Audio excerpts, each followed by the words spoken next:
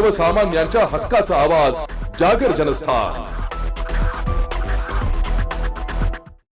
नाशिक शहरात प्रतिबंधित प्राणघातक गुटखा विक्री करण्याच्या अनुषंगाने पोलीस आयुक्त संदीप कर्णे, गुन्हे शाखा उपायुक्त प्रशांत बच्छाव यांच्या आदेशाने गुन्हे शाखा युनिट 1 चे अधिकारी व कर्मचारी सक्रिय झाले असून आज दिनांक 14 जून रोजी रात्री 8:30 वाजता पोलिसांनी दिलेल्या माहितीनुसार अवैध रीतीने शहरात अंमली पदार्थ विक्री करणाऱ्या व बाळगणाऱ्या व्यक्तींवर लक्ष ठेवून असताना पोलीस अंमलदार मुख्तार शेख यांना मिळालेल्या गोपनीय माहितीच्या नुसार पान मसाला सुगंधित गुटखा हा गुजरात राज्यातून नाशिक शहरात विक्रीच्या उद्देशाने पेठ रोड रस्त्याने नाशिक शहरात येणार आहे। त्यानुसार पेठ रोड येथे सापळा रचून वैभव सुनील क्षीरसागर राहणार दिंडोरी याला ताब्यात घेण्यात आले। त्याच्या वाहनात प्रतिबंधित गुटख्याचे पोते आढळून आले।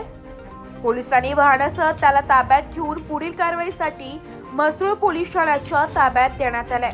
सदरची कामगिरी वरिष्ठांच्या मार्गदर्शनाखाली वरिष्ठ पोलीस निरीक्षक मधुकर गड, सहाय्यक पोलीस निरीक्षक हिरामण भोये, पोलीस उपनिरीक्षक चेतन श्रीपंत, पोलीस हवालदार रमेश कोळी, रोहिदास लिलके, योगराज गायकवाड, धनंजय शिंदे, देवीदास ठाकरे, पोलीस अंमलदार मुख्तार शेख, राहुल पालखेडे, राम बर्डे व इतर सहकार्याने यशस्वीरित्या पार पाडली आहे। जागर जनस्थानकरिता संदीप नवसे, नाशिक।